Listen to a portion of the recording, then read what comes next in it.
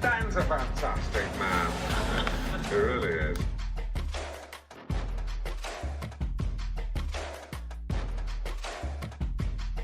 Ladies and gentlemen.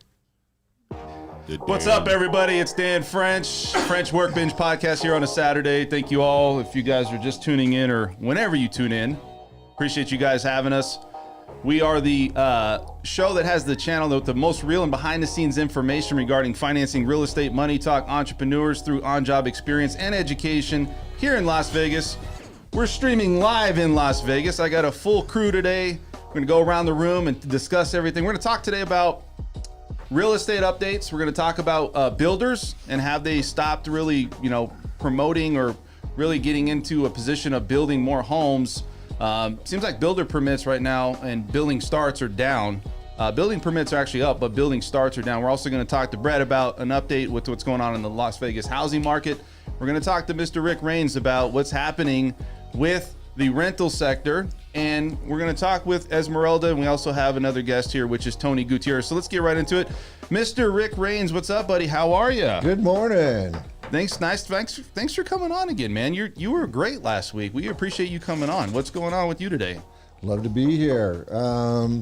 Excited to be here. I can talk about just about anything, but preferably property management. So Is that it, huh? that's pretty much it. That's all you want to talk about. Well, I'll chime in where I can. Well, I know we were talking about everybody out at the clubs last night, Yeah. right? So everybody was out partying it up. You guys just getting back. Rick just got in. He Straight came rolling in straight from the club. Straight here. That was it.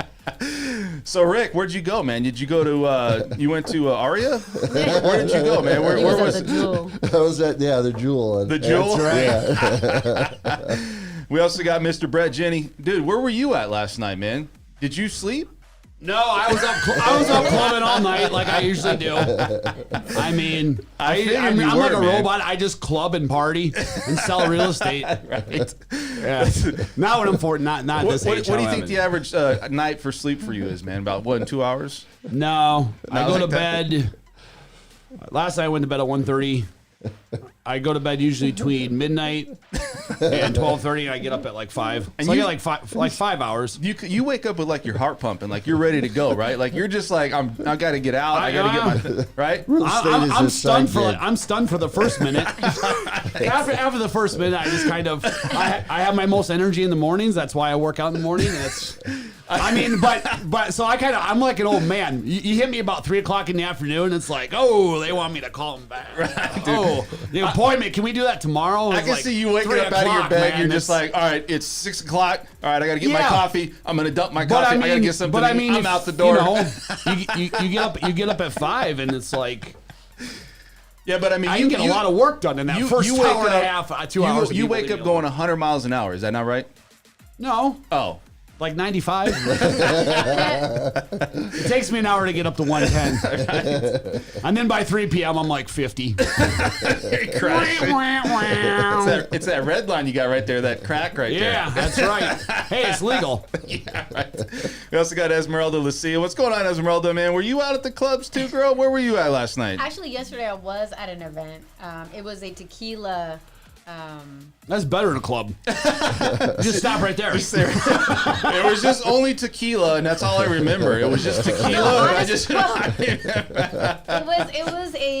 It was a function to donate for this tequila brand, and it was a lot of people, and it was nice. Yeah, free shots. You donated your kidneys. I didn't donate my kidneys. Your liver. Sorry, your liver. Your liver. Wrong disease. All right, man. We got Mr. Tony Gutierrez. He's a credit services analyst. What's going on, buddy?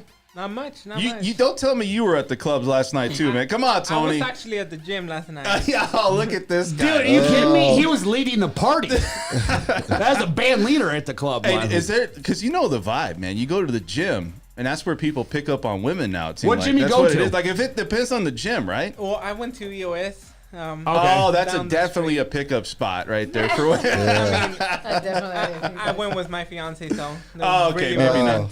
Did you? Don't leave her alone then. When she wasn't looking. Hey, baby. No, just saying. Dang. So we got a lot of good information today. We're going to talk a lot about what's happening. All right, so let's get into it. Housing starts, right? Housing starts are down. We know that the housing market here is starting to increase in homes. And Brett, we're going to, just a little bit, we're going to talk with Brett about that. And I think it's opening up doors. But there's a lot of data out there that supports that builders are really taking this steady as it goes because they figured this out. 2005 to 2008, they flooded the markets with new homes, lost a ton of money, their stocks dropped. And so now it's like, well, do we want to go put ourselves back in that same position? Also with the cost and the demand. I think with just applying smart business sense, if you're a builder and if they're a national builder, they tend to be pretty decent at business or they wouldn't be national, right? Would be to say, hey, like you said, they learned from the last housing crash, and what happened before that was a housing boom. Yeah. And even though the circumstances behind the crash and those loans are completely different, just normal business sense would say, hey, homes have increased 25% in 1 year. I mean, I'm showing a house later this afternoon that was bought for $457,000 last year, and it's on the market for like $610,000, and that's like the market value of it now. Yeah. I think that, builders applying common sense or not putting on the brakes, but just starting to be cautious of the fact that, hey, homes have gone up 25%. What's the average sale for a new home right now? Like 410. New home? New home is a lot more than that. I think it's like, what, 430? Yeah, probably. I would say closer to 440, maybe 450 for a new home. Yeah, when you look at the existing homes versus the new home sector, completely different worlds. How it's looked at and how things are going with those two. Well, go ahead. Look at it this way of kind of what we were talking about last week or week before, which is, so even if that new home, because new homes are going to be more than resale. Right.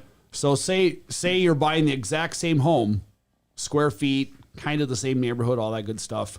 But obviously you're paying more per square foot, more for the home. So say you're paying $50,000 more for the exact same home, but it's a new home. But with interest rates being so low, that $50,000 more is not the same as if you were actually paying, it was a normal interest rate. That $50,000 more for a new home would definitely impact your mortgage payment. But because interest rates are so cheap, so what you're washing itself out, basically, correct? Yeah, go ahead, Rick. You can say something. I got another question. How is the price working in relationship to the size, your square footage? So we all know, we all see it in the grocery market. You go into the store and whatever it is you're buying is the price has stayed the same, but the size of the package has gone down. They're giving you 3 ounces less. Yeah. What's so happening in the housing market? Well, for the normal house, and you're not going to talk about luxury, $1 million. That's a different market. But like for a normal house, I think the average square foot right now is like $227 or $225 a square foot average. That's from houses built from 1950 to 1 year old. I'm seeing that in Mountain's Edge. But what size of houses are they building right now? So they're building. I mean, they're building anywhere between.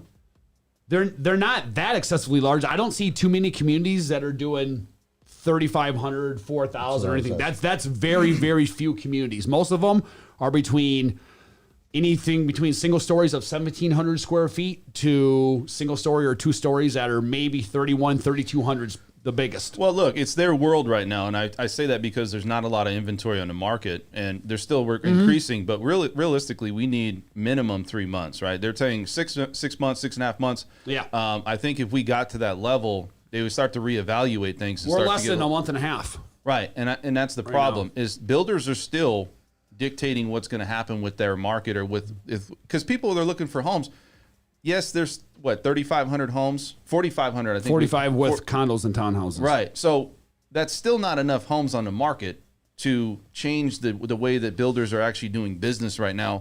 And is it strategic? And we talked about it. It is, because they could definitely put out more homes on the market if they really wanted to. But I think because of costs and because of what happened in 2005 to 2008, they're slowly bringing this, and they're going to be steady. They're not going to be just, hey, we're going to now that things are back. A lot of this data too that we see is maybe false data a little bit, where second part of 2020, maybe that data, because of COVID and people are at home, isn't reflecting what's happening in this market today. You know what I mean? So I don't know. I think the builders, they have it like the world at their oyster right now. They have everything. There's not really a lot of competition. They can dictate what they're going to do and sell for the market. Lot premium. So what do you think that they're going to do in the future, in the near future? So again, I'm back to the same example. Prices keep going up, and as we discussed before the show, the higher the price gets, the fewer people that can afford it. Okay, so let's say that you've got a 10-acre plot that Richmond American or whomever, Pulte's going to develop, and you would normally put, let's say, somewhere around 40 to 50 homes on there. Well, if you put 60 to 80 homes on there and make them smaller and drive the price down so more people can afford it, is that an option? Are they thinking that way is what I'm trying to get at. Do you I think haven't they're noticed thinking it. that way? I haven't noticed it. You haven't noticed it? As far as, Well, I don't know. I think it's an unhealthy market. I mean, the big thing here is we see the demands there. We see the prices keep going up, but there's not enough data or information. So it's basically backed up by supply and demand. How's that unhealthy?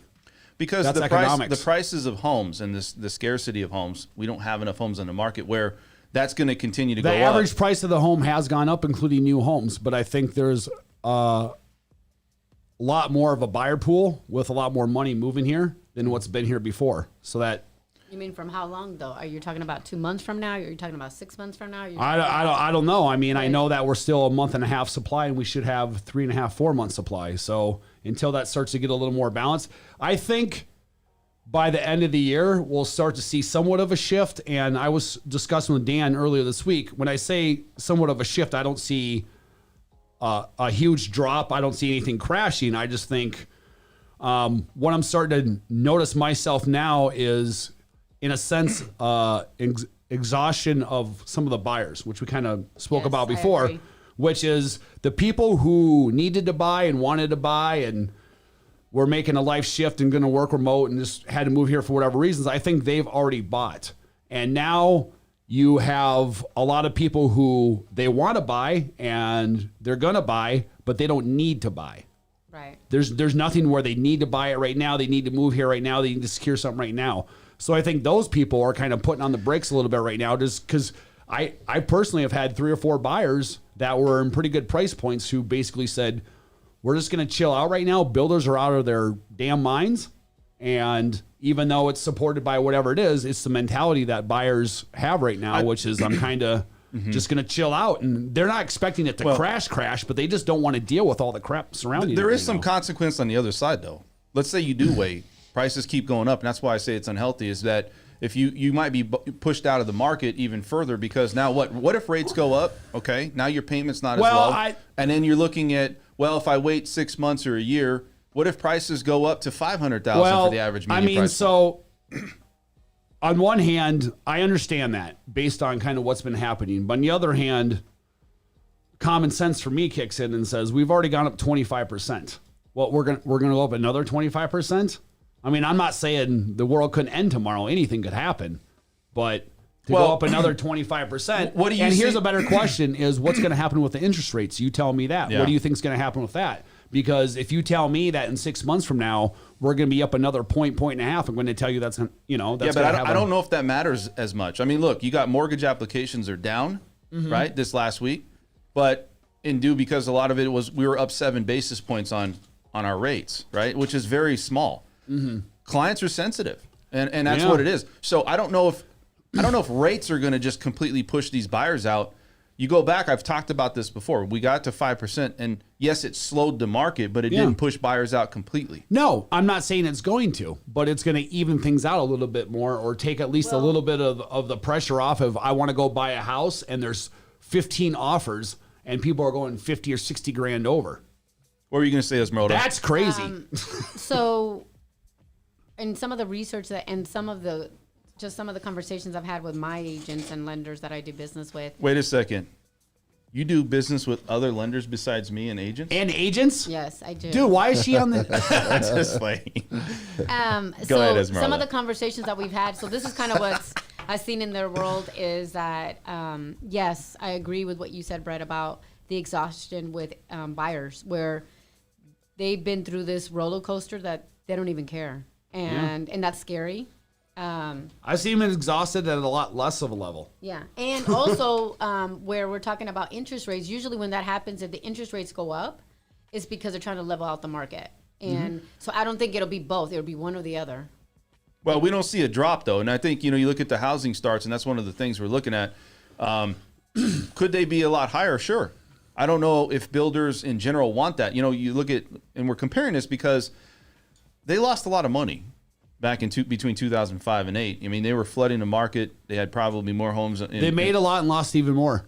Well, they made a lot. Well, they already made money, though. They made up and tripled that. Yeah, now. since then, yeah, So absolutely. that's not an excuse So no more. since 2000, I don't know, like let's say 2008 or 9, they've been doing this where it's just a steady increase where they've kind of balanced it. And unfortunately, because we don't have more homes on the market, I'm not saying you have to go new home. The good thing is we have properties out there now. There wasn't much, say, but we're over a month's supply. New home builders wouldn't have nearly the leverage they have right now if more resales were on the market. 100%. But and when is that? that's- So the question is, we've talked about when that's going to change or what could help that. Now, what do you think, Brett, in your mind, would change that where we would start to see this increase significantly? Because I don't think rates is the only thing. I don't think raising rates is like, okay, now what's going to cause more homes to come on the market? Well, what's going to help people that? listing their house. Okay. I mean, what's going to make that? I think the more that people kind of get used to the new norm, whether it's this back and forth with COVID or whatever it is, I mean, I don't think people are letting it impact them or businesses like they did a year ago. Because it was like, okay, mask off, and then now it's mask back on and all that stuff. But I don't think it's having an impact like it did before. So I think people are starting to get used to the new normal. And I think,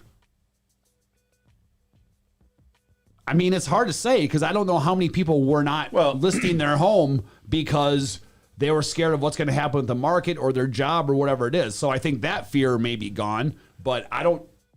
So what, you're going to sell to turn around and buy into that same market right now? I think that there's a lot more homes coming on the market than we realize. And so from personal experience, what's happened in our office is we'll get an owner. I mean, we've got owners, they're not standing in line, don't get me wrong. But comparatively speaking to 2 years ago, they're standing in line to sell their houses. And we don't even get a chance to put them on the market where there's no need. We can make a couple of phone calls and boom, they're already snatched up. So is the market actually increasing? I think that what we see in the MLS statistics doesn't tell us really the full picture. I think there's a lot of properties that come on the market that never hit the MLS. It'd be interesting to find out, is there any way we can find out what that is?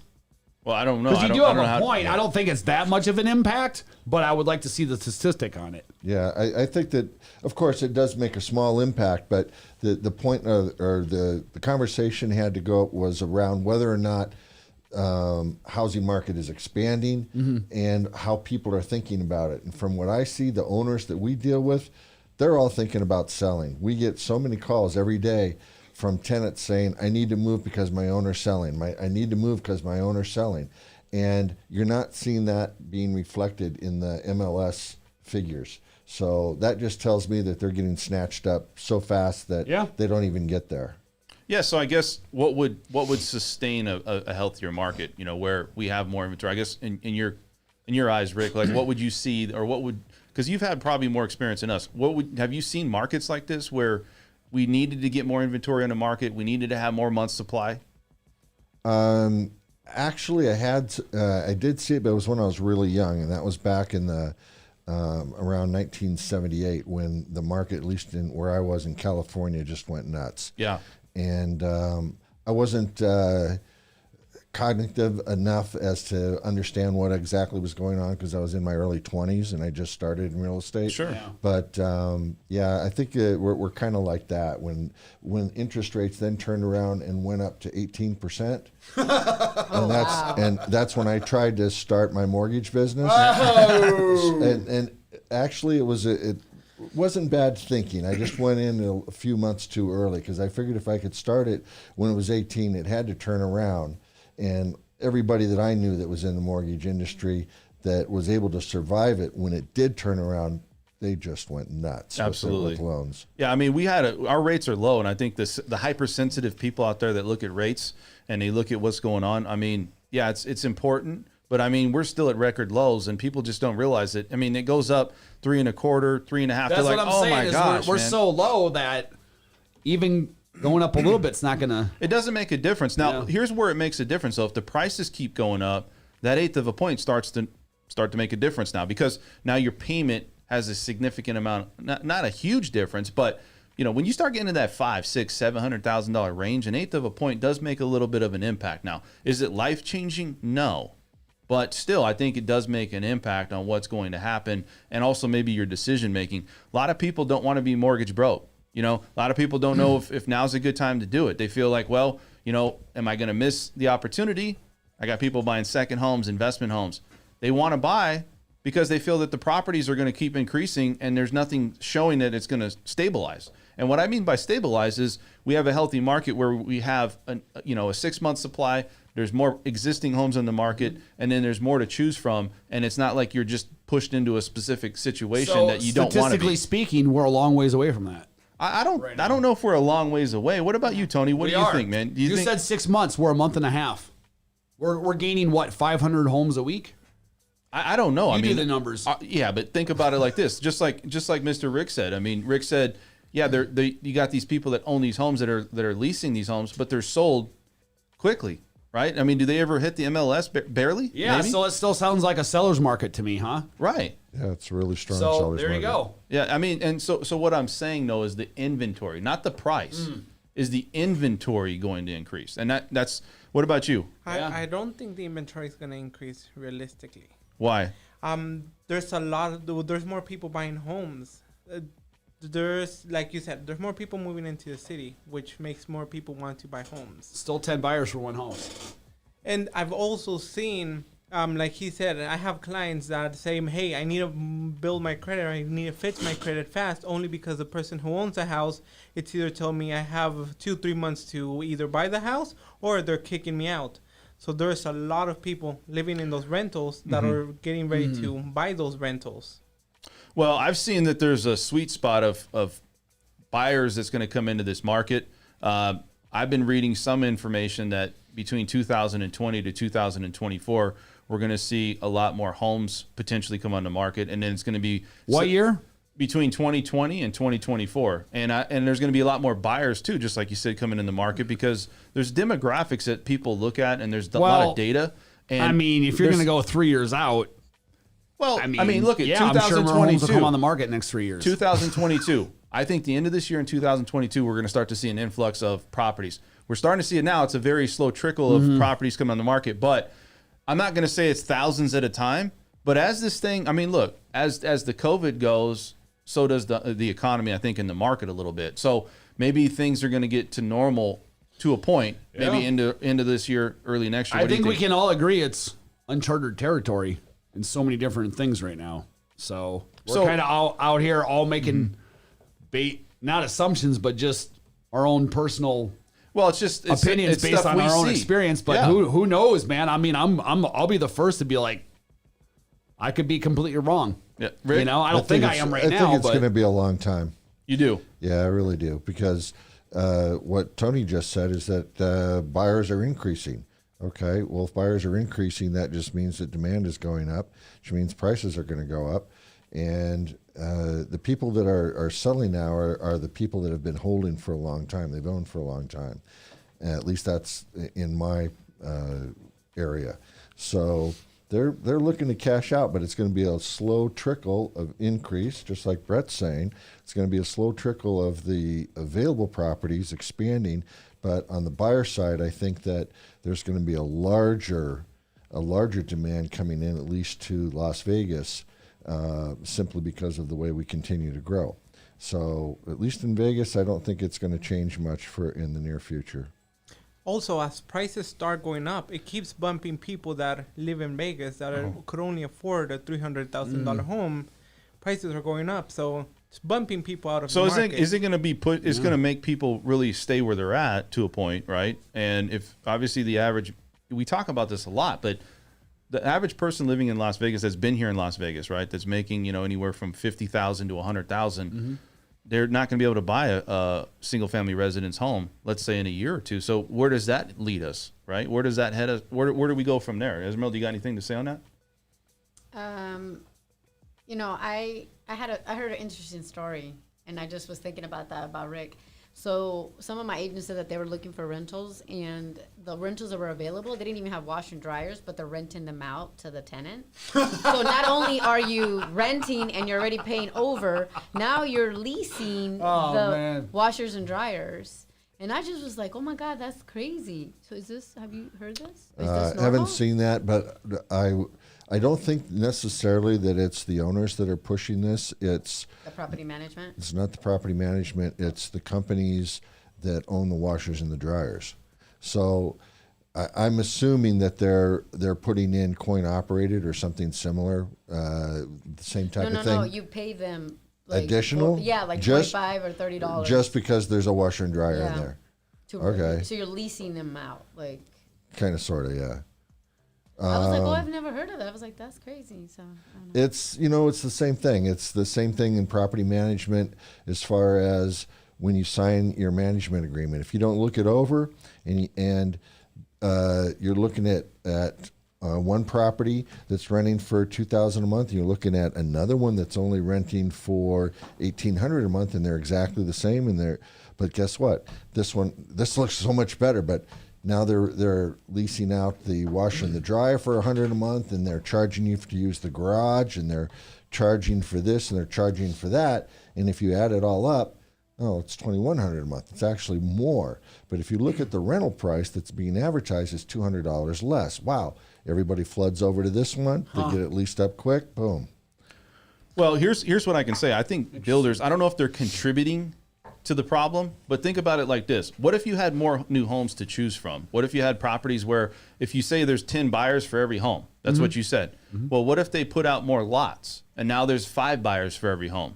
Doesn't that help the inventory a little bit? Because now the rate that people are coming in to buy these homes is starting to expand a little bit. And I think that's what we're looking at. So they're looking at it from a profit standpoint. The builders are making all the money. They're transferring the cost to the buyer. They're not really giving incentives as they used to, right? They're not. Yep. And they're not giving commissions to realtors. They're in it. And they're also going in where they're really, as far as the hedge fund investors, they're starting to buy into that, right? Where they're going to be co-owners. Yeah. And it's like business arrangement, like BlackRock.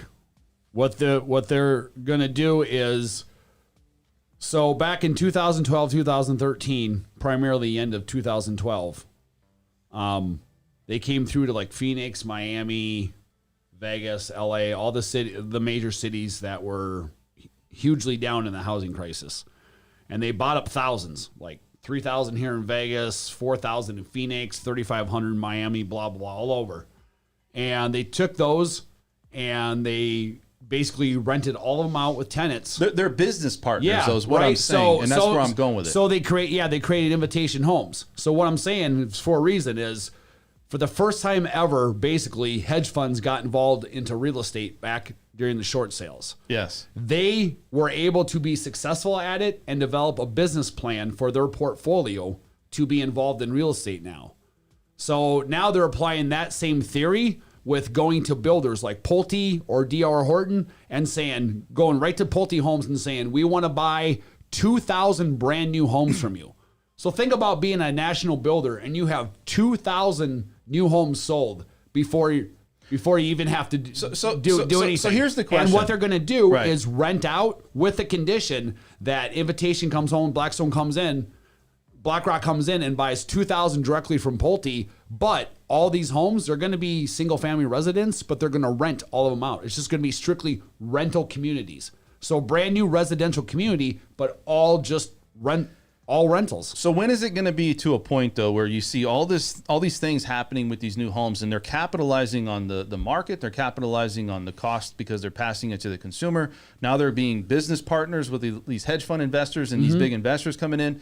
At some point, it's like, well, they're in it just to make a profit. They don't care anything about you as a consumer or anything. Really, I don't feel that they do. And they're just the builders. All they're looking at is pure profit, and that's it. Because if you look at where the housing market is at, I think it's in contribution to the fact that it contributes to that we don't have enough homes because they're strategically putting this together to make as much profit as they can. Like you said, lot premiums are at their all-time highs. Well, They're not taking paying consideration commissions. as well that, I mean, at the end of the day, they also learned, too, from the first housing crash. Yeah, but they're which also was overextending themselves. So when does a buyer though stop and say, you know what, I'm just not going to do it. I can't pay that premium that's being passed to me, or I'm not gonna follow the game of what these people are doing or these builders are doing. Let me give you an instance. Got an email from a builder, Pulte, actually, and it was a new community that my buyers have had a reservation for the waiting list. Not even a reservation for the lot, a reservation for the waiting list. That was almost 3 months ago. The builder is just now getting to releasing that lot. In that time, they sent an email, and it was a mass email they sent to all the agents that had buyers, which was basically, oh, hey, by the way, we've increased it. I think it was like 20 or 20. No, they increased it like 50 grand for what it was before and said, by the way, now we have 200 people that are on this waiting list.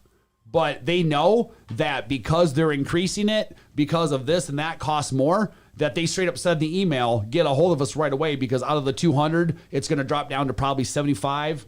And then, so there's going to be over half of them that say that. It's too expensive now. Yeah, but I'm not going to pay that premium. Or I'm not going to pay. Yeah, but buyers just seem like they don't care because they're fear of missing out. Because there's still enough buyers. Well, that's the problem. They feel that they're missing out. So you know what? I'm not going to look at it and go, well, I'm going to sit and wait and see if it starts to come down. They're going to say, well, I feel like I'm missing out. So I'm going to pay whatever the builder's telling me I should pay and the premiums. But so that's the thing. You said, well, how many people are going to say are getting priced out or can't do the premiums or whatever? That's the other side of the coin, which is say you have 200 interested, half of them are going to say it is too expensive. I can't do the premium. But then you've got still 100 that can. Yeah, but it seems like people are coming in this market. That's a ton. Maybe you guys can correct me. They're coming in the market to figure out how they can get into a home versus does it make sense to get into a home, right? They're just coming in to figure out how to get into a home. Correct. That's a different mindset because there's scarcity and you don't have a lot of opportunities or you don't have variety, right? There's not a lot of existing homes. A lot of people are pushed into buying a new home. So now it's like, well, I just got to figure out any way possible that I can get into this house. Oh, it's $450. Let's bring everybody on the loan. Let's bring everybody I can to get approved because now there's nothing left. And I've seen that happen a lot. I've seen that actually with clients. They ask for money. They don't have the whole money for the down payment and the reserves. So they start asking family members. Yes. So now the realtor, the loan officer, have to figure out how to make the money or put it on where the money came from. So is it a lot of times though that these buyers are going in where they're thinking, well, I'm going to be mortgage broke, is it? And we're saying this because look, we're not against builders completely, but I feel that they're contributing to what's happening. I think you're looking at it. Go ahead. So that's one angle. The other angle is what's their alternative? And I'm just telling you this because this is their mindset. Who's alternative? The buyers. So they're going to say, okay, we're going to bring in other people for gift money. And you're saying, well, are they going to be mortgage broke? Well, what's the alternative? If you're a Las to get Vegan, what they want to rent that out, they're going to be paying higher in rent. Correct. What's your alternative? But if you're Las Vegas, right? You live here, right? Yeah. And you're saying, you know what? I'm a renter for 10 years. Now I might not even have the opportunity to buy a house because now I got to add a few people onto this loan, or maybe add one or two, or maybe I just don't make enough money now. Let alone a new home. You might just be pushed out altogether. So that's why people are starting to combine their sources together, like he was saying. But that's not that to me is not a healthy market. Okay, so what's the alternative? Is what I'm saying is their frame of mind. I understand that, but their frame of mind also is. So what's my alternative to get that kind of house, the 4-bedroom, whatever it is I need for the space, or in this whatever it is, to rent is going to be more expensive than it is for the mortgage payment on that. What do you think? So about it. That's I'm gonna talk to Esmeralda. So let's talk about the builder side. So the builder side would say that you feel they're doing it on purpose. I disagree with that. It's not on purpose. They're doing it to maximize the amount of dollars that they make. So they are, in a sense, doing it as a business. Everybody's going to run their businesses big, get the most profit that they can. But is it contributing because they can start more homes, right? And if we went through a pandemic What do you mean they can? Right. Well, let's start right there Yeah. because I kind of agree with her. Like, what do you mean you can start more homes? I feel that they're putting out. You've talked about this before. Only 3 to 5 lots in some of these places. Couldn't But- they put out 20 lots? Well, let me speak on that a little bit. So, some of the issues behind the scenes that we don't realize that are happening with builders is finding actual land, right? That they can actually build, because there's a war between builders, right? So Yeah, but a lot of this land isn't it already bought? no, it's No, not. No, it's it's not. not. A lot, I mean, there's a when lot they're of people starting- that own land that they don't. They're holding No, I'm on. saying Yeah, when these builders absolutely. are building properties though, isn't the like they can't start foundation and start the whole process unless that land was already purchased and the permits were usually pulled, right? But another issue is finding people to build the homes is a big problem right now. So them finding the workers to actually build is a problem because there's a lot of projects out and there's not enough Workers. power. Yeah, workers to get to, because they're not paying them what they used to, because they feel like a lot of them are doing side contracts. So there's another thing I'm telling you. They're not paying them what they used to. What does that mean? Well, there's a lot of side contractors that what they do is they pay them based on hour versus whatever that compensation plan was in the past. So what they do is like they give them an amount of time and they do what they need to do. And if it doesn't make sense, that they just don't complete that project. So if it's See, not and appealing that's- to them, then they that's don't the- take it and they move on to the one that is. And so that's another problem we're having. So it's not necessarily like there's this conspiracy of, hey, these builders not doing, they're only building 3 because of whatever. No, there's a lot more behind the scenes that is challenging. One is pricing on material. 2 is these workers that were compensated a certain way, and now they were pushed out because of whatever. And now they know and they leverage that because they're like, okay, well, my trade, you can't mimic that. There's not Yeah. enough people doing my trade, so I'm going to pick the projects I want. So the data that's come out though that they've said, okay, we're not going to go through the same process of losing money like we did in the mid 2000s. Well- they're going to try to maximize every opportunity, and I think they're learning from that. And I think that's why I'm saying this is a strategic process. This is not like, well, like we're going to just So, yes, they learned from the last housing crash, so they're being business smart in that sense. They're being conscious of things, don't get me wrong. But at the same point, I mean, not only all the details that she's saying, but even from a macro perspective, how quick do you think that you can just take a lot of land and develop it? And put in sewer Well, if you and look- develop if it you off look in, at the past, if you look at the 2000s, How it was long do you quick. think that takes from beginning to end? To I mean- develop the land, to be able to make it. time. Yes. Well, KB Homes So was it just doesn't happen. KB Homes was building houses in 30 days. But that's when the land's been developed. So I'm talking about coming in and selling off like say 200 acres. Yeah, because and we're you're- gonna have 4 or 5 builders in there. And you got to come through and do the roads first, and then you got to divide them up into subdivisions, and then you've got to have main sewers coming in. You've got to do, all these things. I'm going to tell you what I think So- is going to be the problem. This is my perception, and this is just me.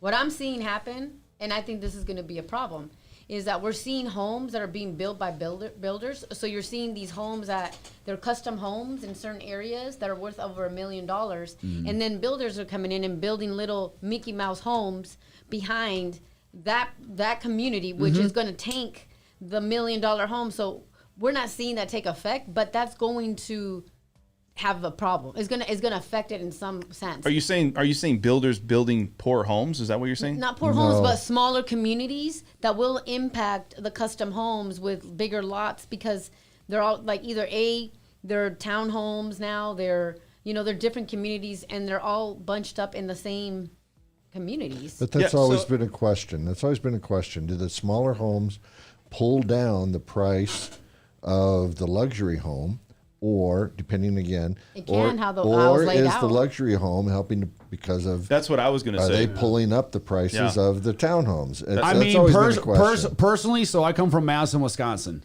and back Wait a second. then, You come from Madison, Wisconsin? Yeah, Okay. you betcha. Madison? You Wait, is it betcha. Madison? Madison. He's always Oh. repping Madison, you, Wisconsin. You betcha. You betcha, eh? You betcha. Okie dokie. Okie dokie, on with some cheese and beer, eh? The Packers, eh? Anyways, now I forgot what I was going to say. Oh, so back there, I sold real estate there before out here, and I know back there you can't put like really expensive homes next to ones that aren't super expensive homes. Like if you did it there, you won't get away with selling the nicer homes. Out here, I've noticed pretty much anywhere, which always amazed me about Las Vegas, is you can literally have a bunch of not so great homes, and then all of a sudden you've got like a $2.1 million mansion. That was like an old horse ranch or something like that. Some guy came in and put up some custom. And I always thought, well, if you're going to do a custom and all that stuff, it's next to here, but it never seems to really affect that expensive home. Well, look, you look at Beazer. At least in Vegas. Beazer came out in the news. I'm not going to throw names out, but I just did. So they came out and they had people complaining about a lot of the stuff that was being built with these homes, and saying that some of the things that were promised and also how they were being built, they were upset. They weren't getting things completed. That's certain builders, man. Yeah, I mean, Well, there's always going to be here. My parents own a custom house. Okay, so they own a custom house, 2.5 acres. And they want to sell? I know a good agent. Sorry. No, they're not going to sell. But sorry, had to rep. So, and there is homes, that were built around my parents' home, custom homes, and there's nice homes and there's smaller homes and all that kind of stuff. But there was a big thing that happened when they were trying to develop the homes, and all these owners did go back to this, they did go and complain, and it was like they couldn't get the rest of the projects completed until this was settled. And so yes, there is people that will complain, and they will go in and they will try to protect whatever they feel like. If you're building in these older neighborhoods, yeah, Well, look, but it comes down to that if you're paying a premium for a home, especially in today's market, should you have homes like that? Like if I'm a buyer out there and I'm sitting here going, okay, do I really want to buy in this market? Just like you said, Brett, but if I do buy, man, I better get everything. It doesn't have to be the Taj Mahal, but it's got to be nice, right? It's got to be, I have to have my stuff in place. And I'm just saying that a lot of these builders seem like they're trying to cut corners and that there's been issues with that. And they're still driving the price in the market like no tomorrow. That's always been builders. It's always been. Yeah, but I mean, here's the difference. We're We're starting. like, yeah, what else is So new? you're saying buy resale versus new? No, because resales were all new at one point by those builders.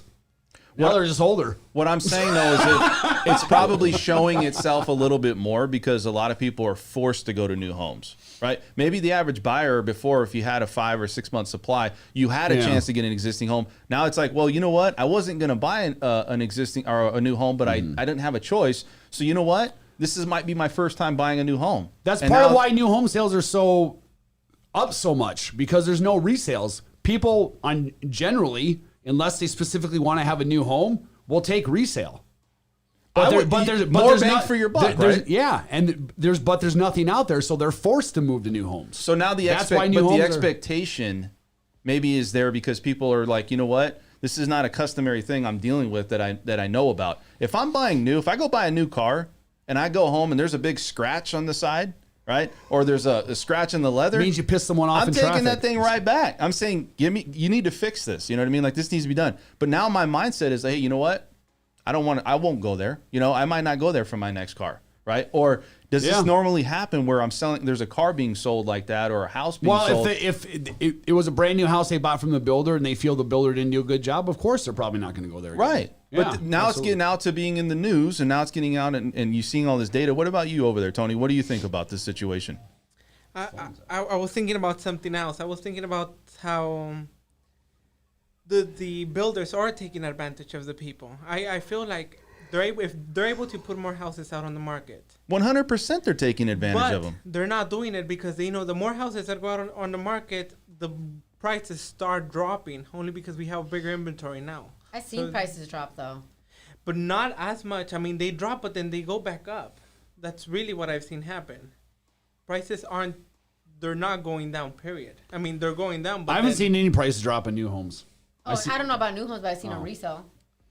I've seen a lot of I think we were talking earlier this week, what I've noticed for resale, which is the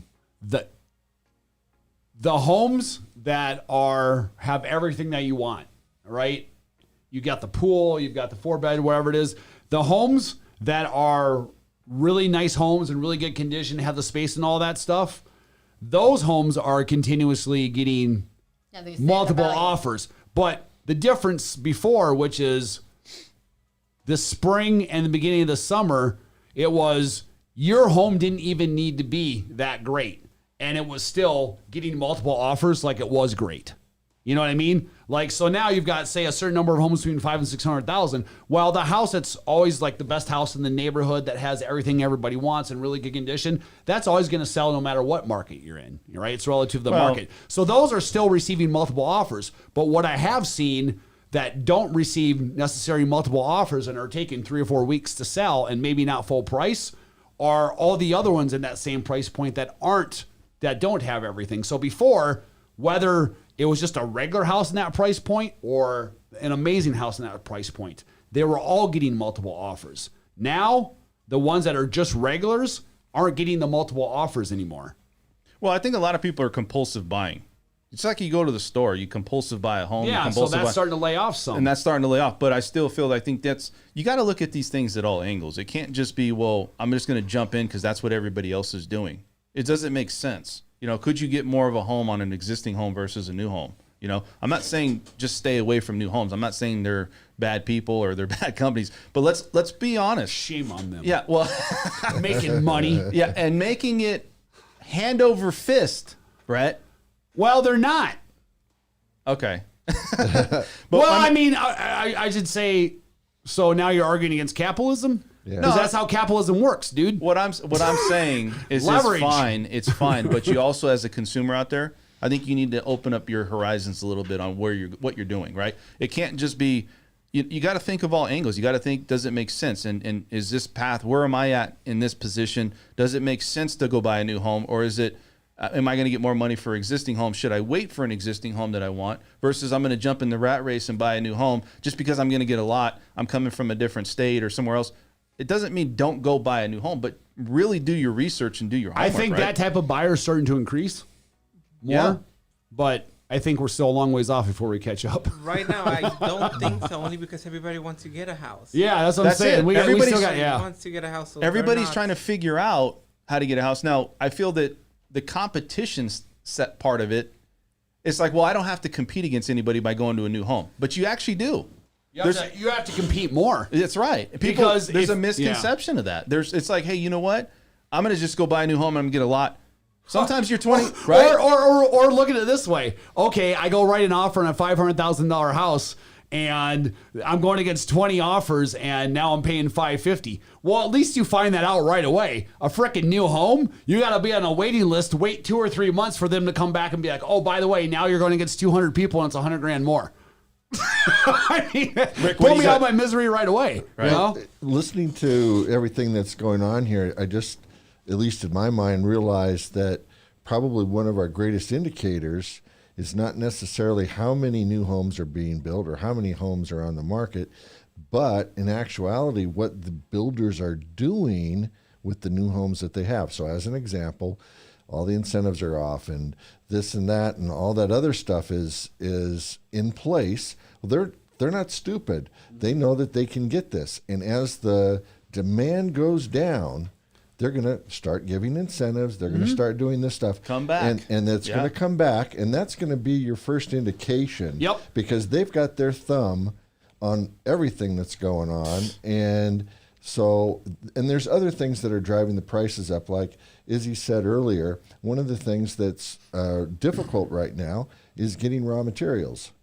If you don't think that's not playing a part, it is. Wood, chemicals, cement. It went up 25%. All of that guys. stuff. 25%. Trucking is impacted right now. They can't get the stuff in. And so that could also be a contributing factor as to why they're not building this quickly. Okay? It's a long process. And any one of these things that hiccups screws up everything. So that's just something else to keep in mind. 100%. It goes back to this, though. And we'll just kind of leave it, and we'll go to a different topic.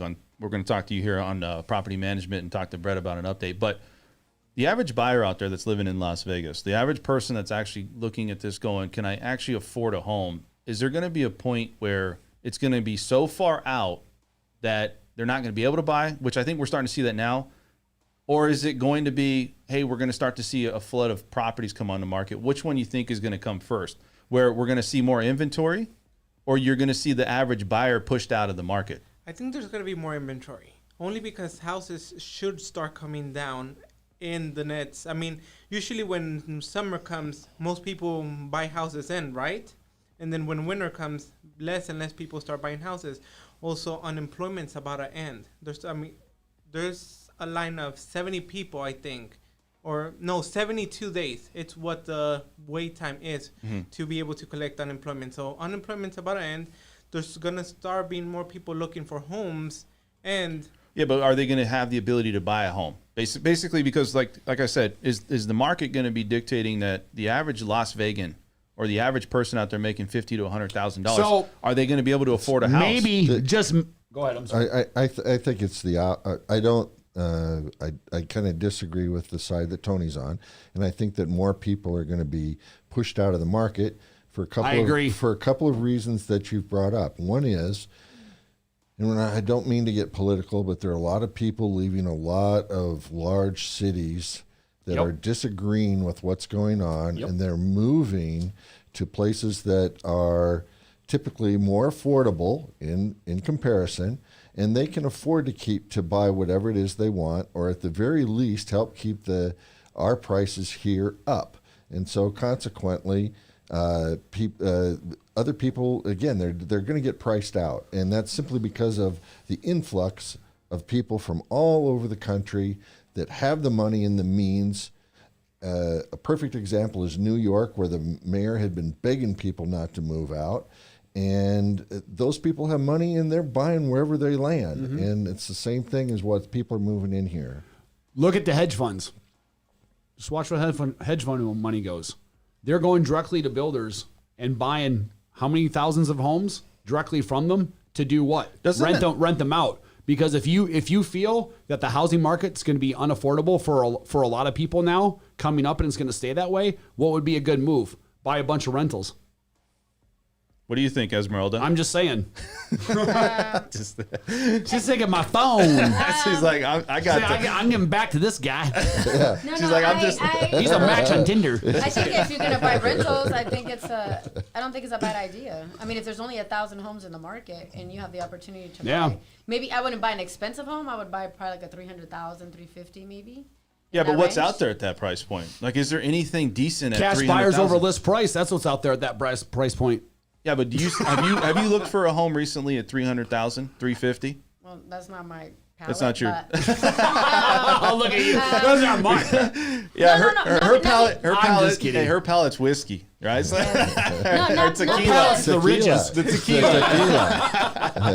Mesa Ridge. No, no. I would love to buy a home at 350 if it was nice and it was everything I needed. I'm not saying that I wouldn't buy one if it makes sense and it looks good. Yeah, where it had potential for me to make it look nice, right? It's, the layout's nice. But if you're buying it for a rental, does it really matter? Yes, because you want it to be appealing to somebody. You know, you want it to be decent. I mean, Well, at one point or another, people need a rent, so they're going to find. I mean, you make it decent. I mean, you don't make it like, hey, this is like.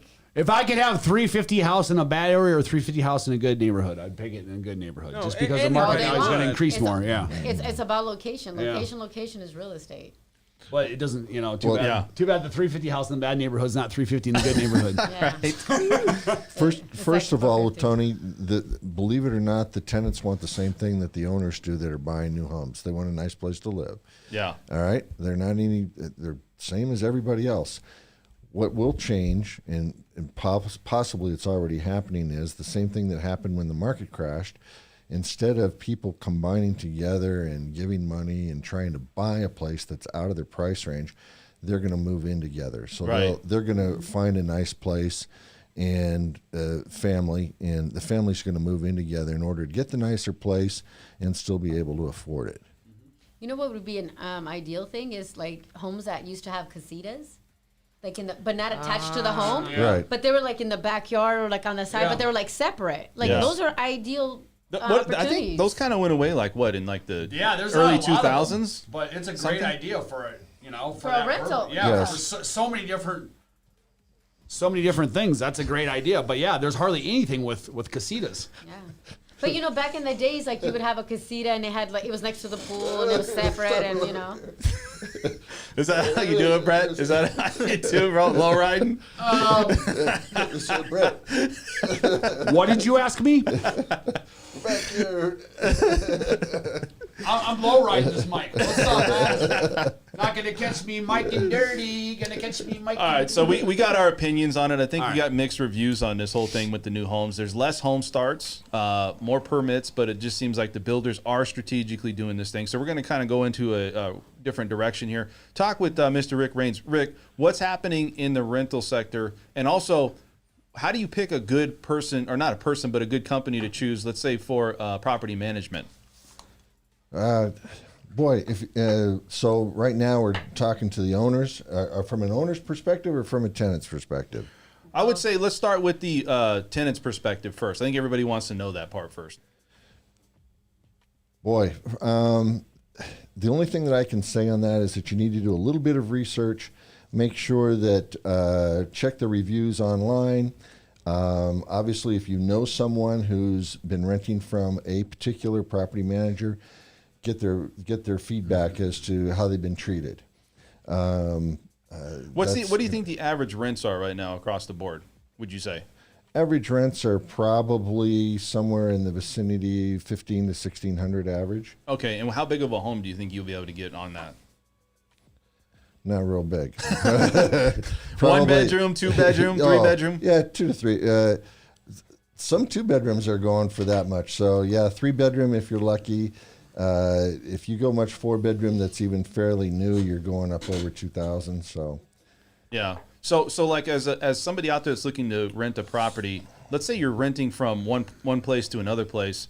It's scarce, slim pickings, right? And so Slim pickings. yeah. And so what do you do? Like, how do you get your maybe get that foot in the door ahead of somebody else? Is there real competition like there is in the housing market where they're outbidding each other?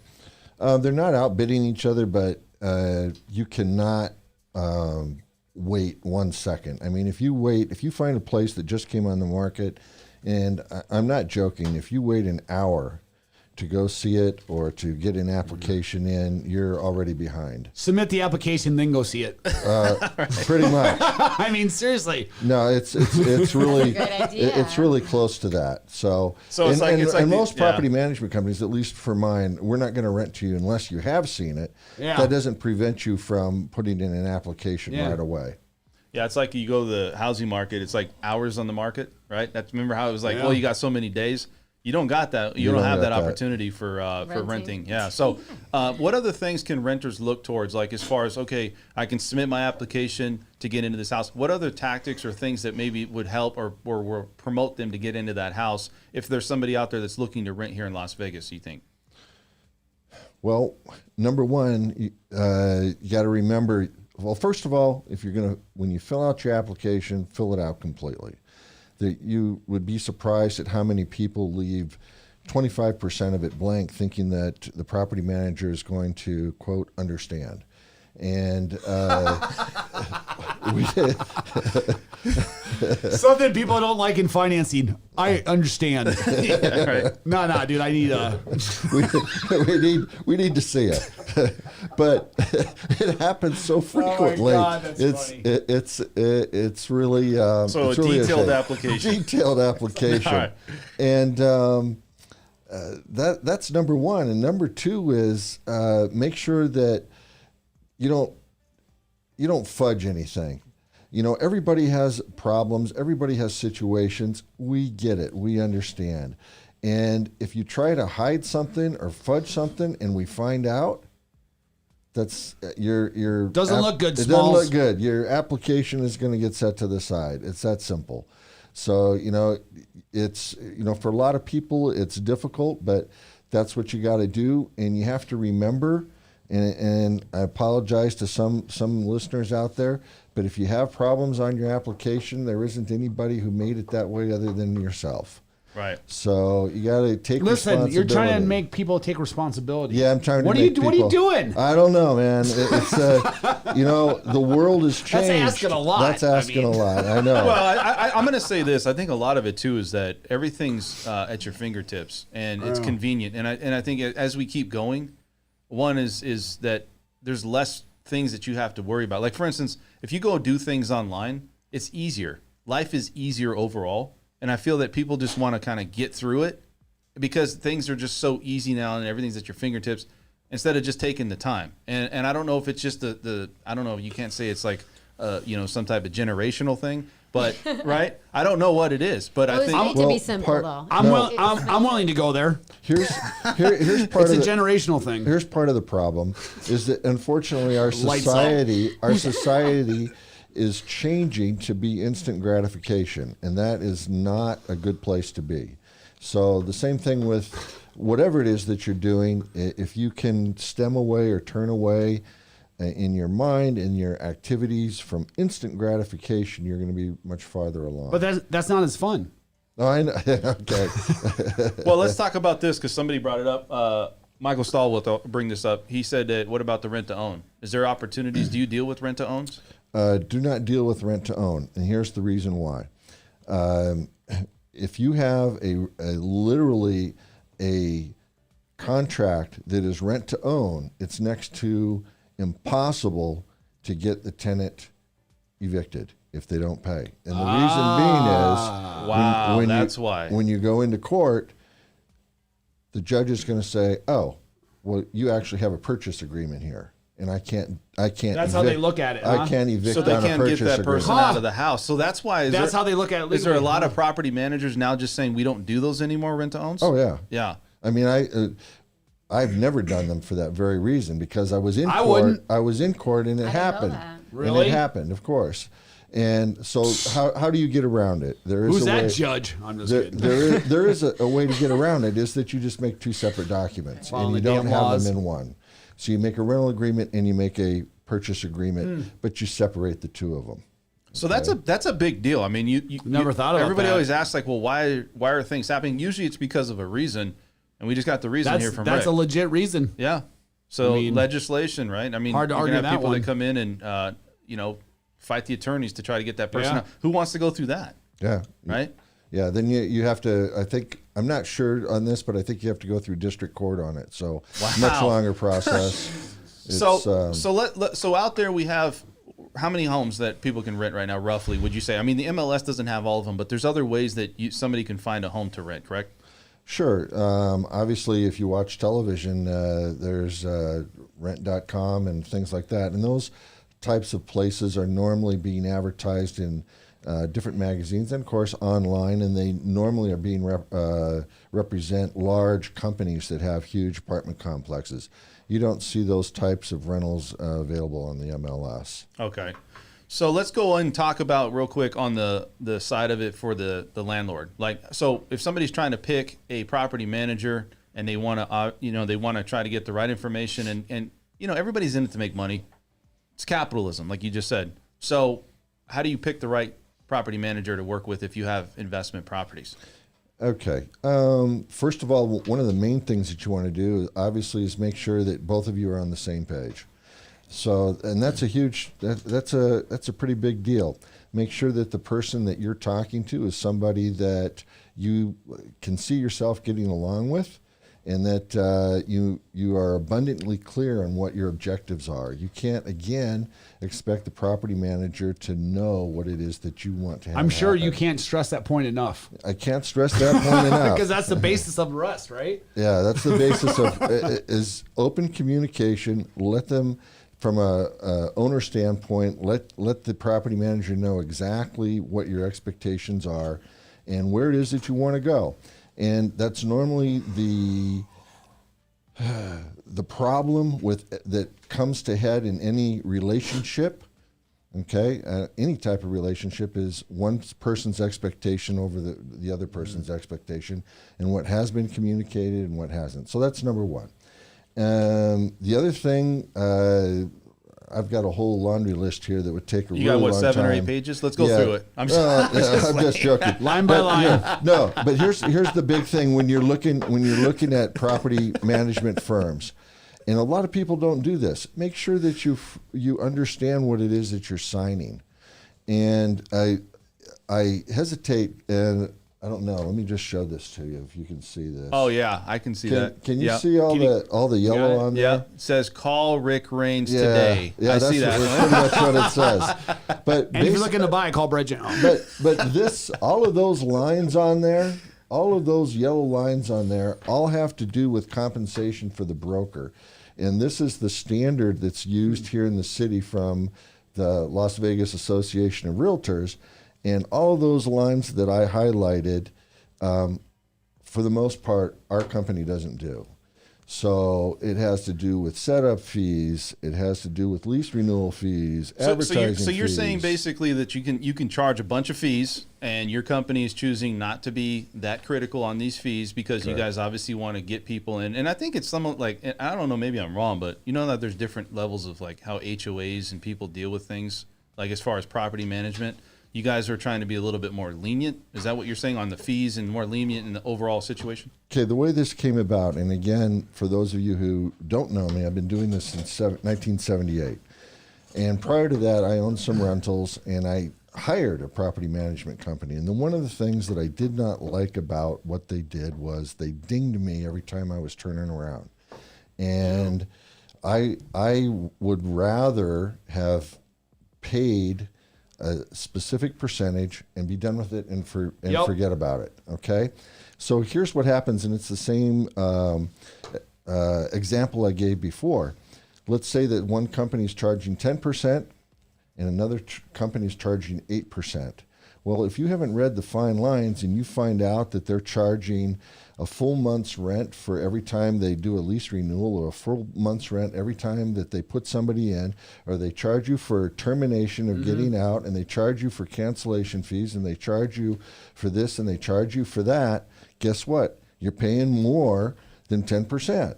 It's that simple. But people look at the percentage and they think, okay, I'm going to go with the lowest percent. But here's another thing you think about. On a $2,000 a month rental, from 10% to 9%, that's a 1% difference on $200. That's $20 a month.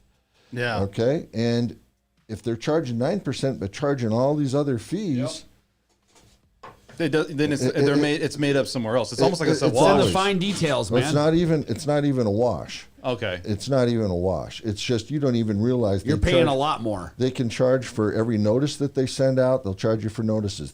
And I was reading this over, and I was aghast, so to speak, because I haven't looked at this in probably 15 years, to be honest with you, because we have our own. And they're charging for, if you go to the court on an eviction, they're charging if they have to talk to an HOA. They're charging for. Wow. Now, for me, crazy. that should all be included. Yeah. So you need to really look over what it is that you're paying for, and we don't do that, just so you know. I would say that's the same for me as lender fees, right? Because you don't know what you're paying for. Yeah. And also title fees, right, Esmeralda? definitely on title fees. You pay for what you get. Yeah, What's that? that's What's that paperclip fee right there? Oh, that right there, that's No. $30 Yeah. just to have that paperclip. You know why that's so important, right? We push email. Because that's part of the French Workbench podcast paperclip. So if it's sitting on the table, I'll be sitting in the podcast Hall of Fame someday. What's that? Up. right? Push the So button. let's talk a little bit about the rental market, and we'll kind of end this up. So people want to know, as a landlord, as a tenant, there's opportunities out there, right? I mean, it's not like you don't have opportunities for a landlord. Obviously, if you buy a house or you own a house as an investment, you're going to have that at at any point. But I think more as a tenant, everybody's worried that there's not going to be a lot of homes to rent from, so they stay where they're at, and they're hoping that they, don't have their house sell underneath them. What are you hearing some of these stories with these people that when their house is sold underneath them, where do they go? Like, do they find a place to rent? I can only assume yes, but I got a call yesterday. I mean, They don't call you really. and say, "Hey, we're out on the street now." They're in the Las Vegas tunnels. They're in the tunnels. I'm in the tunnel. Come pick me up. GPS it. No, I got a call yesterday.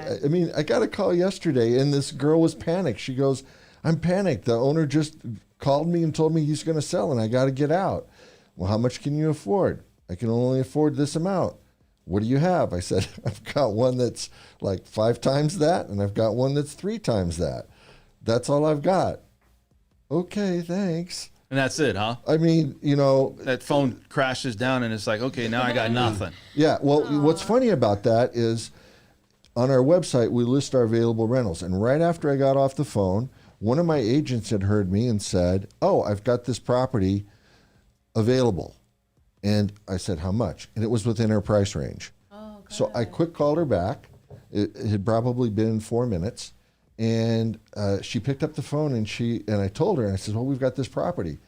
Oh, you do? That's great. Well, I'm talking to somebody else on the other line to see what they've got. And she says, is it one story? I don't know if it's one story. Hold on a second. It's like being a stock trader. No, so I asked my agent, I put her on hold, I asked my agent, she goes, no, it's 2 stories. I call her back, say it's 2 stories. I pick up the line back up, it's 2 stories. Oh, no, I can't do that. Boom. So that's another thing that you need for tenants. You need to keep in mind. You got to be open-minded about if there's anything available in your price range. Yeah. You can't be so picky as to, I mean, maybe there was a physical limitation. I don't know. Yeah, but what if it's like, okay, I got one here in Henderson, or I'm going to go to D Street, and the Henderson just comes. Okay, Dan. That's quite an extreme, dude. I'm just saying, I'll I'm not take- saying it's bad. I'm just saying, like, what if it's like an area? I'm not saying that D Street's bad. I'm just saying, what if it's a situation where people I'm not saying it's bad. don't like the location? It's not Overall. Summerlin. I'm just okay. So you need to weigh your priorities. Do you want a place to be, or do you want to keep looking? Yeah. It's that simple. Yeah. I'm just saying, I mean, I think people have to sit on the sidelines. But So you're- if it's not a location that you don't want to be at, right? And it could be too, I 'cause understand. maybe your job. Like, Right. maybe it's too far. Then you got to kind of make that personal decision. It's Yeah. not just the location or what's around it. Maybe it's like you said. Maybe it's the job. Your Maybe your kids family. want to go to a certain school. Yeah. There's a lot of things that come into Even this. religion. Yeah, that's true. Yeah. All right, so let's talk with Brett. Brett, I'm going to let you, like I tell everybody on Saturday, I'm going to unleash the beast. So, There's no beast here, man. yeah, are you crashing? Dude, you can't no. be. You can't be crashing. Dude, I It's have not I ready have yet, plenty of dude. energy. I'm trying to behave myself. I'm trying to be professional for once and let people talk. I know. Right. So listen, dude. What's So what are you saying? So Yeah. All right, let's quit. all right, let's do it. So what's happening in the housing market right now? What do you see out there? Where's the properties? How many homes? Is there existing homes I out think there? now would be a good time for us to talk about the housing market since we haven't on this show yet today. Well, we talked about new homes, but are we talking about numbers? Let's get to the Yeah, numbers. so we had for residential single family that didn't include condos and townhouses. There was 30. 4,500. 4,500, 4,600, something like that. 4,500, yep. So what? We did this a month ago. There was 3,500. Yeah. So what do you And see? then in the past month, it's gone up another 1,000. So that's good because that's more than before. And that's starting to get a little more inventory. However, that's still only a total of like a month and a half supply. And we should have between 3 to 6 months. Yeah. So what do So you see? we're still like a third under. I mean, that's, if you're gaining, say, 200 homes a week, that's a ways to catch up to 14, 15,000 active. What's the average home across the city right now, you think? Would for you say? price? For price. The average For resale existing. price, I believe, is like 410. 410? And it's about 225, 226 a square foot, I think. Okay. Maybe it's 220. Sorry, it's somewhere. What is the difference between, let's say, Las Vegas on average versus Summerlin or Henderson? Like, I was looking at some data. Well, Summerlin is in Las Vegas. I'm saying square footage. Oh. Summerlin's the Hold on. most, by far. Yeah, but look, so the square footage on Las Vegas is what? You said 220? 227, yeah. Okay. So Summerlin, I mean. But look at Henderson Yeah. is like I think it was like 245. Well, so Summerlin as a whole, no matter what part you go to Summerlin, is a lot newer than Henderson. Yeah. So, Henderson just had the most expensive home sold that was, 28 million? Who bought that? I don't know, but listen, people are like Henderson, blah, blah. I'm like, yeah, well, Wow. they have $28 million homes there. So you can take that 227 a square foot, but they still have areas that sell for $20, $25 million homes. So Summerlin overall, I mean, Summerlin has homes like that too. They have the Summit, they have Mesa Ridge, stuff like that, the ridges. But overall, Summerlin is newer. I mean, when was Summerlin built? like 93, 94 is when they first started it. I think so. I'm not sure about. Honestly, I don't know that. Let alone, I mean, and the fact of the matter is, all of that land is owned by the same corporation, Howard Hughes Corporation. They've always, there's never been any outside people that have came in. So with all this foreclosure talk and with all this data out there that people say, well, we're going to have the moratorium and all these things are going to happen. I mean, there's opposite data, and I think there's a lot of fear out there. People like to do the YouTube videos and put fear mongering. Yeah, they're like sells. Yeah, it sells dude, videos. I'm man. telling you, it's crazy. Like, oh, we're going for a crash. I don't know anybody that's ever predicted a crash. You know what I want to do? I want to do a video on YouTube of all the people last year that were screaming bloody murder, and I want to like go back and review all those videos on there and be like, hey, remember when so and so said it was going to do da da da da? They're just trying to get clicks, man. Wrong. They're trying to get clicks. There's no validation. It's There's no sensationalism, credibility. like news. But look, Facts don't matter. if you go Just to the what sells. foreclosure situation, okay, None. hold on, foreclosures, None. People think that it's going to have some impact, not just in here in Vegas, Mm-hmm. overall. What are your thoughts on that? I mean, we have credit worthiness. What do you So think? if you have a lot of foreclosures, yes, it will impact the market. But do you Do think? I think there's going to be a lot of foreclosures? Absolutely not. Right. Not at all. And I mean, that's all based upon who's getting the loans. People are doing The credit's there. I mean, the credit the worthiness. credit's there, the job's worthiness. there. They're doing huge percentage down, if not cash. What was it, like 40% of the sales last year or this past year have been cash? Yeah. How are you going to foreclose on cash And unless they don't pay their property people tax? are sitting on money because of what happened last year. So how I don't. So that's see, the thing. You have that great migration of people that are coming from cities where their homes, the same home is 3 times there. dude. The great migration of 2020, 2021. I'm telling you, it'll be in history books. It will. Everybody knows that. It's a huge shift. Yeah. So they're coming from areas where they're paying a lot more money. So they're coming here with plenty. They can buy that home and have plenty of money left. Challenges of getting an offer accepted, existing, and also new homes. What do you see? What do you mean? What are some of the challenges that you're seeing with people getting For offer- resale? for resale and new homes, like to get into a new home and new for example- new home? I mean, it's real simple on both of them. Highest bidder wins. No secret recipe for this. It's just Who's got more money? It's capitalism. People are selling their homes to make money. so like what Esmeralda said. It's She not said, let's- complicated. I think cash. That's why I do I still it. think cash is king. Yes. Cash is still king. Yeah. So you have somebody who's even $5,000, let's say $5,000 over, but they've got to jump through hoops, and somebody's coming in $5,000 less, but it's all cash. That hasn't changed. Well, yeah, but that all cash and both those offers, whether it's a financing or cash one, are still 30 or 40 grand over. No, I'm not disagreeing on Yeah. that. All I'm saying so, is yeah, cash I mean, if is you're, still king. Yeah, absolutely. So I disagree with both of you. No, I'm just playing.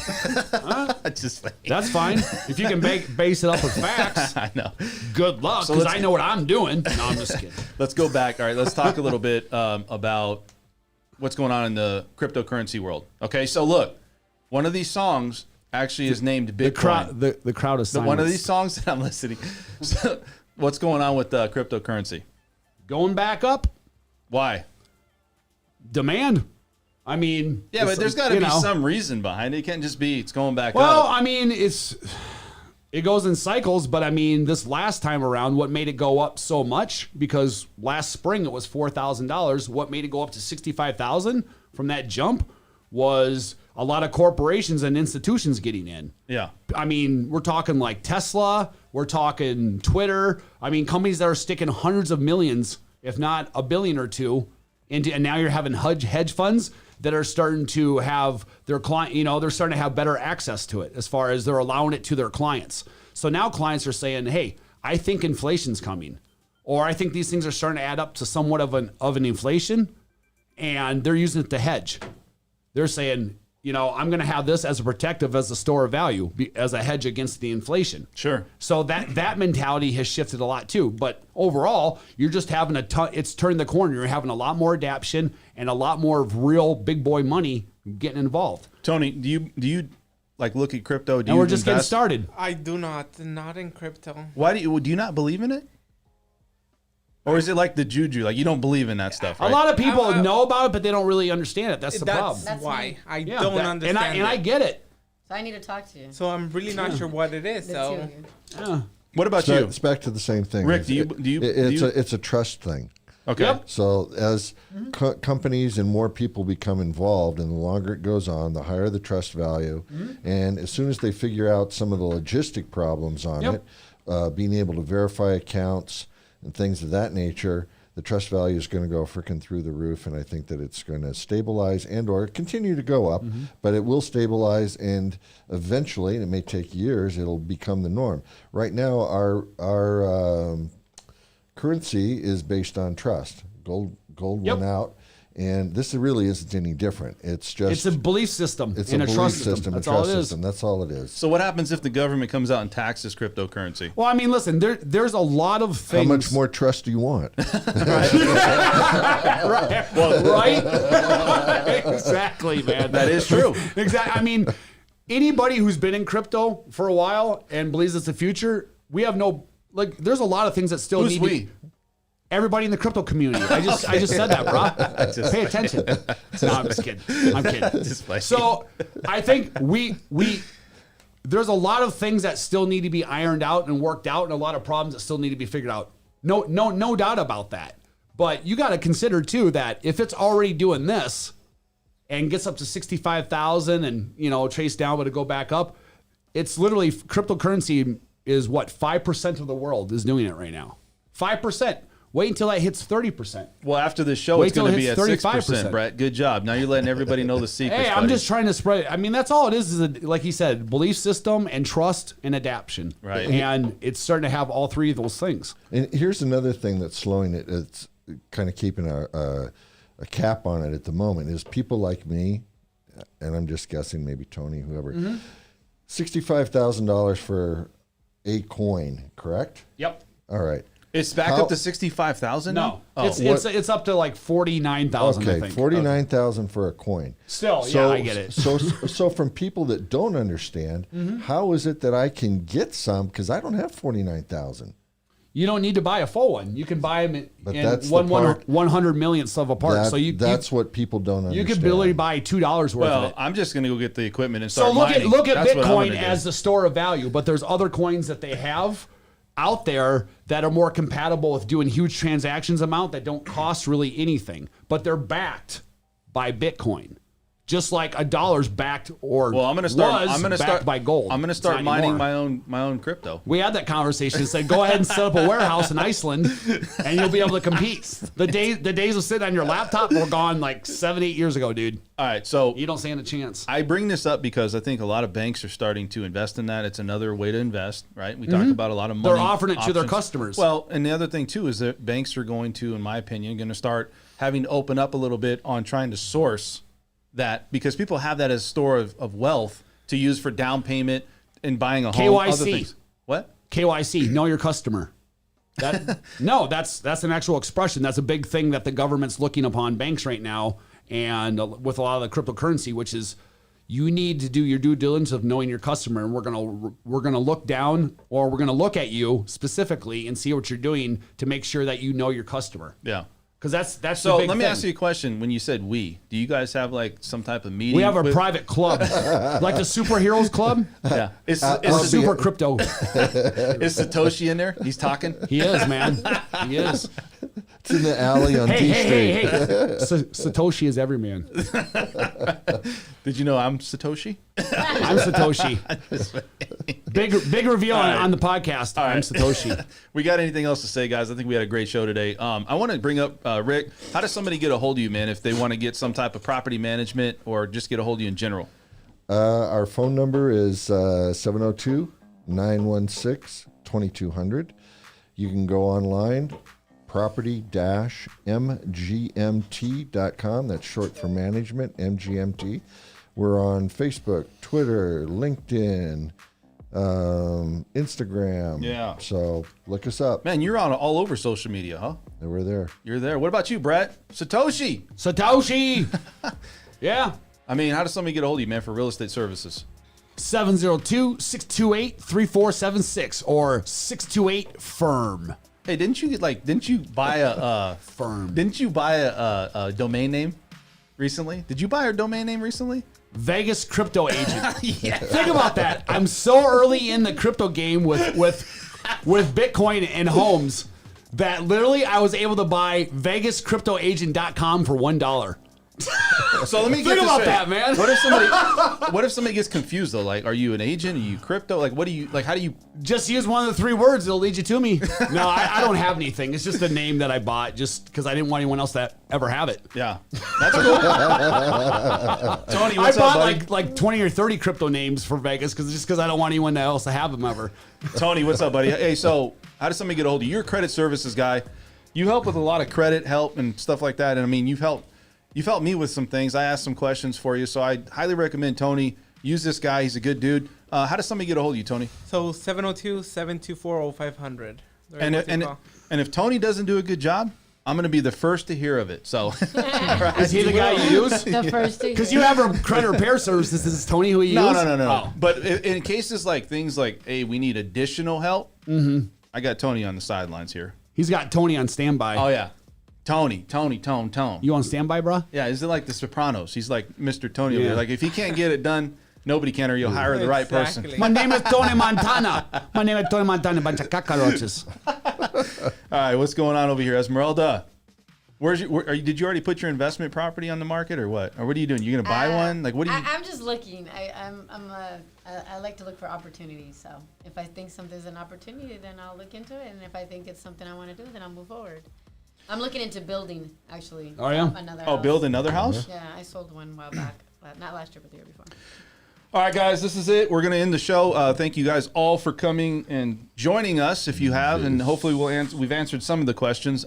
If you have not hit the like button, hit the like button. I can't even see the I know, screen. it's all right. I got We'll turn it last time. All right. Also, subscribe if you like the content. We're going to keep bringing it every Saturday and every Tuesday.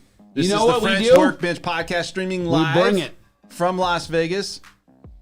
And my name's Dan French. I'm your host. We'll see you guys at the next stream. Buy Bitcoin. Out. Thank you for watching an episode of the French Workbench podcast. If you want to tune into past episodes, please subscribe to my channel now. Also, if you want to look at our audio only options, we do have iTunes and SoundCloud.